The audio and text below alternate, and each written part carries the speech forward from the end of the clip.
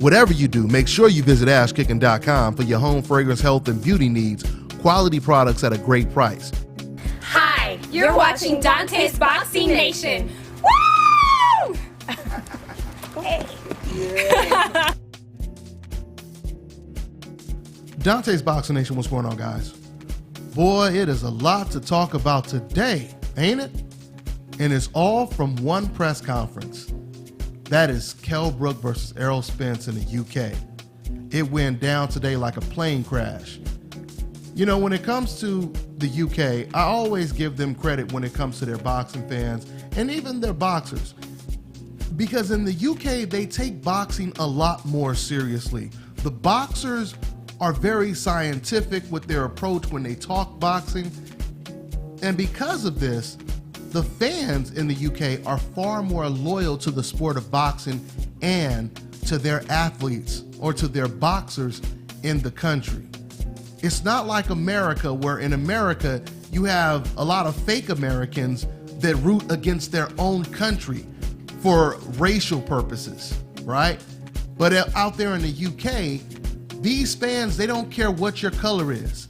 They are going to support their countrymen like every other country does, like the Philippines does, like Russia does, like any other country you can think of. That is how it is supposed to be, and that's the way it is in the UK.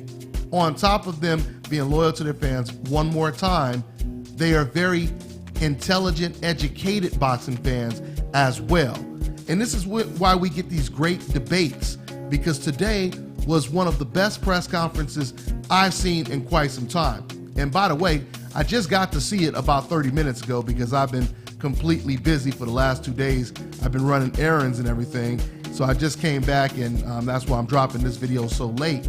But with that being said, I came back to watch a fantastic press conference. Both Team Brook and Team Spence, they made a lot of sense. They debated each other's records. Derek James, which is Errol Spence's trainer, he was basically saying, he was saying, and I'll put the link in the description box so you guys can watch the entire press conference. But Derek James, he was basically saying, I get tired of people talking about this loss that he got over Golovkin. You don't get that much credit for a loss, et cetera, et cetera.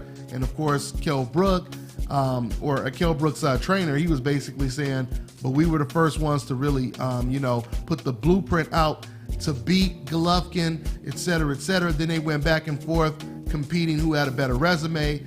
Now, Derek James was making a good point, and so was Kell Brook. But see, they were talking about two different things, and I don't think Derek James really cleared it up to kind of distinguish, what they were really debating about.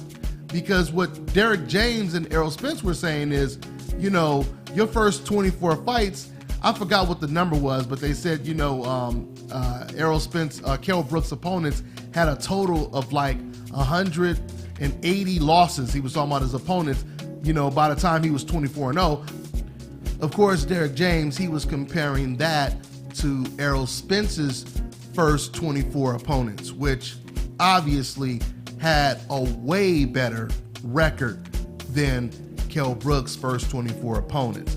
That was the point he was making. And then Kell Brook's trainer, he was making a different point, which did make sense. It just wasn't the same type of comparison.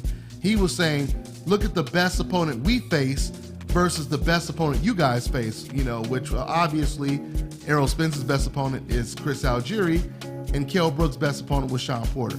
He also talked about the fact that Golovkin was the best opponent they had lost to.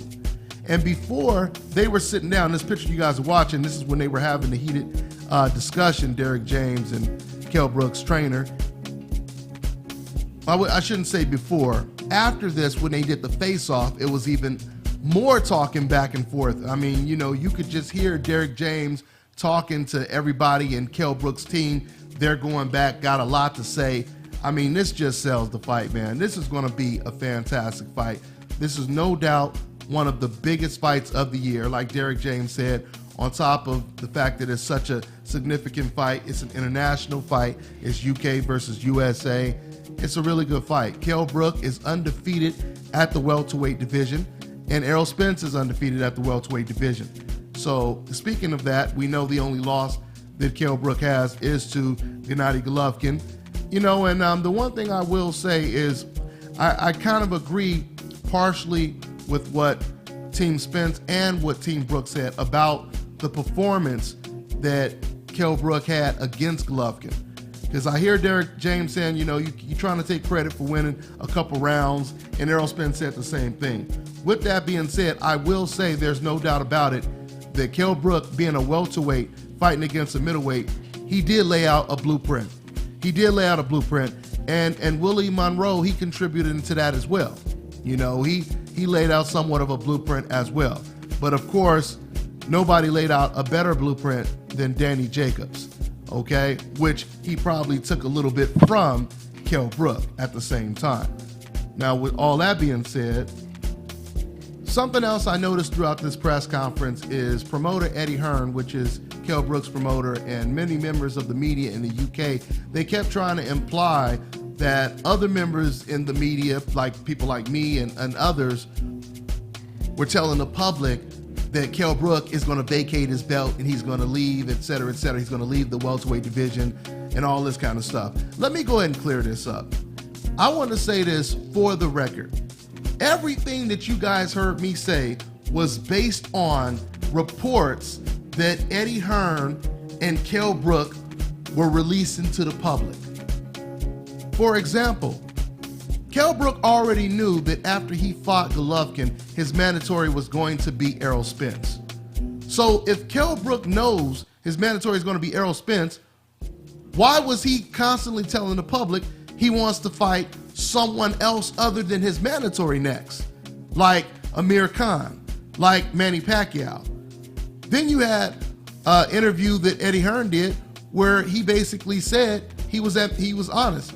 He told Kell Brook, look, if we can't get Amir Khan, if we can't get Manny Pacquiao next, then you're going to have to fight your mandatory Errol Spence. This is what he said.